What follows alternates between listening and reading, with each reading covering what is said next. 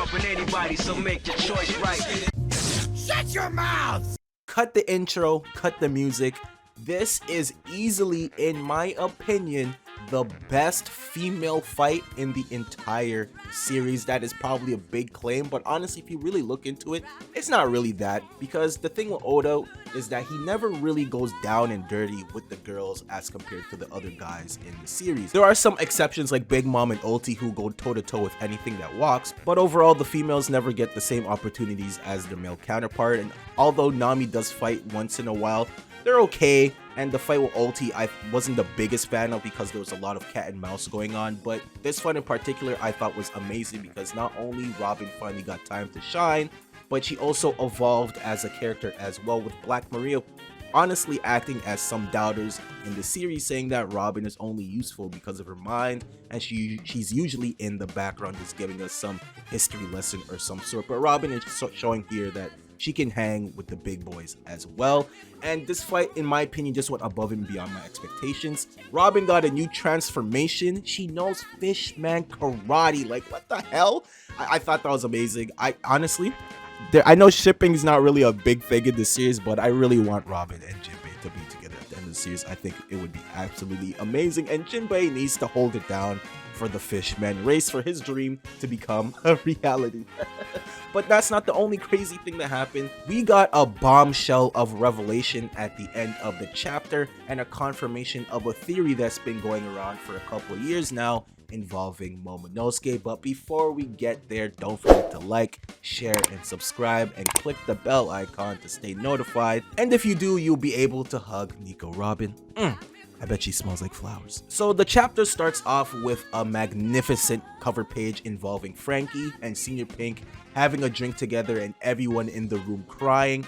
And I absolutely love this cover page. It's possibly one of my favorites because it's a promise that the both of them had at the end of their fight finally being fulfilled, that they'll have a drink together, because of course they are the manliest of men.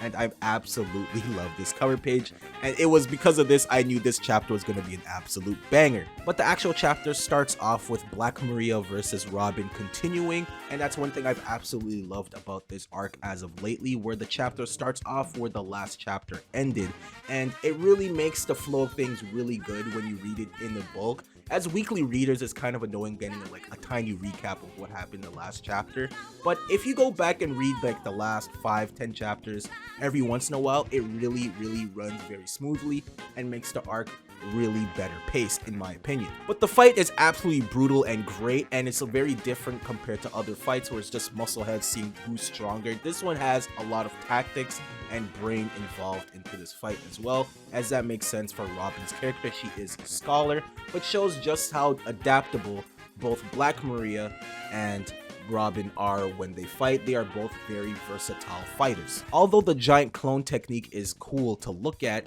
unfortunately it reveals a pretty big weakness of Robin, and that she receives the same damage that her clone gets as well. And because it's a giant version of her, it's a bigger target, and Black Maria basically exploits that. This part isn't even funny, but it really made me laugh when Black Maria states that she's more of a martial artist and puts on the brass knuckles and proceeds to basically Falcon punch Robin right in the jaw.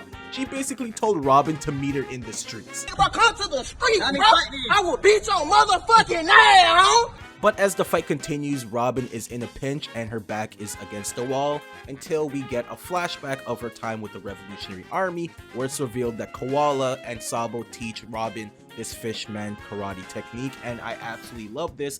It's so cool seeing humans learn fishman karate. It really shows that Jinbei's dream is a possibility, and it's nice that Robin is the one doing it because of her relationship with Koala, but also she treats Jinbei with a bit more respect compared to the other Straw Hat Pirates. She actually really treats him a lot nicer and special, and I really like that, obviously because of their experience, and that he's a lot more wiser than the other Straw Hat Pirates and more mature. And I can't wait for Jinbei to meet with Koala again in the future. I think that's going to be such a heartfelt moment and really great for his character. Even Robin could basically tell Jinbei about Koala since he knows about the story of the Fishman Pirates basically. So I think that's going to be a cool conversation if it ever happens in the future, but it's still a moment that I would like to see. But I digress, and it shows that Robin has at least attempted to use this technique earlier on in the series, back in Fishman Island, I believe, when the crew was underwater first time going to Fishman Island. they're about to hit a rock and Robin used this technique or a palm thrust to push the ship back. So it's kind of cool that this was actually hinted at such a long time ago.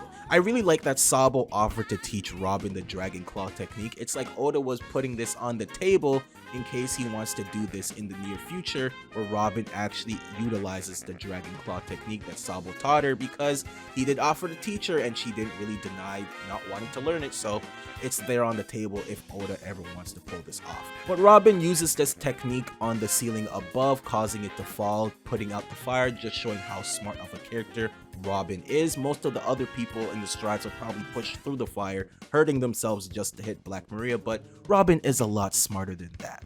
And we get easily my favorite section of the chapter, where Robin reveals a brand new transformation. Robin transforms into this giant demon, or summons a giant demon, whatever the case is, and she literally looks like a bat out of hell.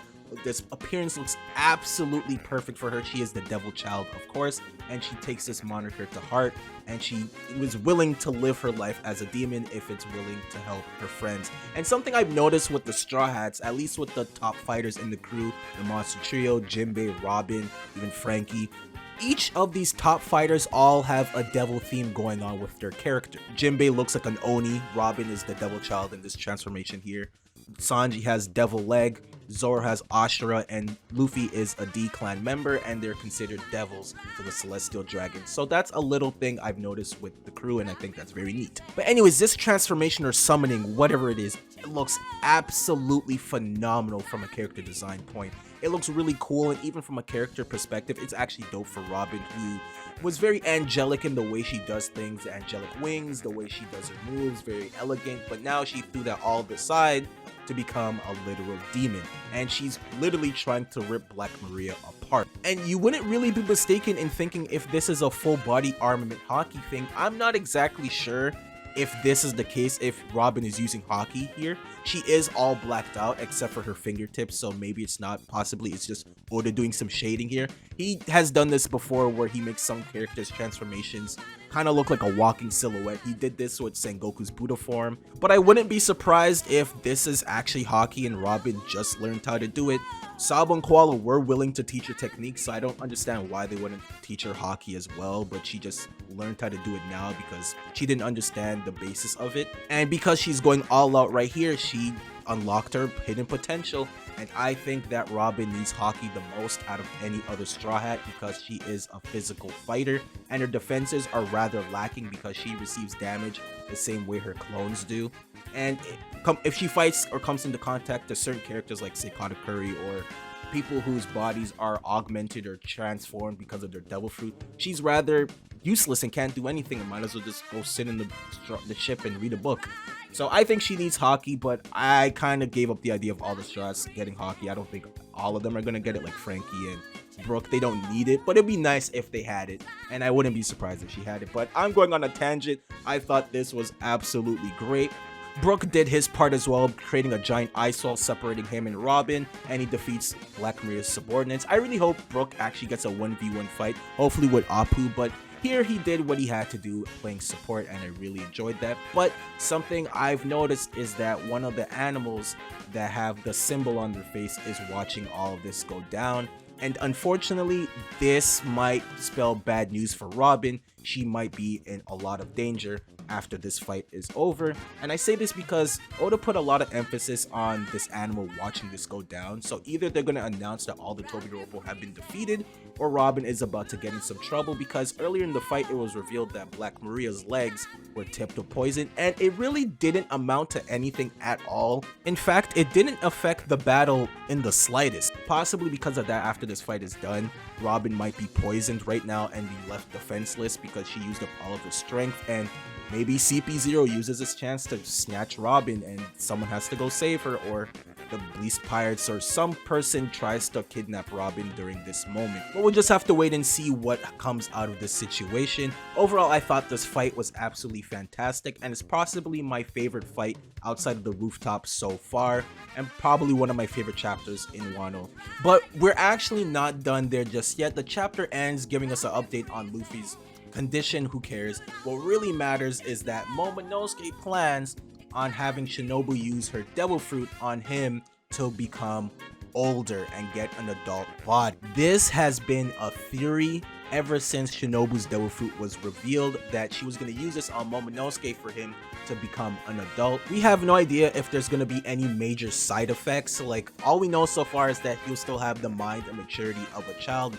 This also confirms that I think Momonosuke will definitely be the one to stop Onigashima from falling using his versions of the flame clouds, since his devil fruit is just a clone variant of Kaido's. I'm very excited for this outcome. I cannot wait to see Momonosuke in his adult form and even flying in the air in his dragon state, because he might be the same size, or he at least should be the same size as Kaido, and I cannot wait for Kaido's reaction of Momonosuke in his dragon form. This could easily trigger the flashback that we all been waiting for, because it's at least hinted that he was experiment on Punk Hazard, and that's how they got his DNA to make this devil fruit, and we might get some more insight on what really happened. Also, it will make the relationship between Momonosuke and Kaido a lot more complex, so I am very excited to see what happens from here. This is a great case for all the people that want Momonosuke to join the Straw Hat Pirates. If he's an adult, then he actually could stay on the crew and fight if he wants to, because I don't see Oda having a little child fight against a Blackbeard pirate at the end of the story. I think that'd be kind of ridiculous. And it makes him actually a lot more interesting of a character, having the body of an adult but with the mind and maturity of a child. But I also really see him staying in Wano and fixing what Kaido and Orochi did all those years. And as an adult, he can officially become Shogun, because you have to be 18, I believe, to become Shogun of Wano, or one of your retainers will take that place until you're able to be mature enough. And I'm very excited to see what's going to happen, what Momonosuke is going to look like, what he's going to do, Kaido's reaction, all that fun stuff. Overall, I thought this chapter was absolutely fantastic. But that's the video. Put down in the comments what you guys thought of this chapter and this fight overall. I thought this was absolutely fantastic, and I stand by saying that this is the best female fight in the entire series so far, in my opinion, of course. I really believe that Robin is the best written character, not in just the Straw Hats, but in the entire series of One Piece. Just like with other Straw Hats, she just needs more focus and screen time. But Robin's demon form really reminds me of Ashura. Not that it's like Ashura or that she has conquered Haki, but the fact that she looks like a literal devil and a manifestation of her spirit coming to life is absolutely crazy. I know that, or at least I'm gonna assume that these are just her hands or her body parts sprouting, and she made the horns out of her hands and the wings and all that. But it's a really cool looking character design and transformation, and I'm very excited. There's also a break next week, so womp. But this was still a great chapter. Let me know in the comments. I hope you guys have a good day and a good night. Catch you guys on the next one. Wow. Bye.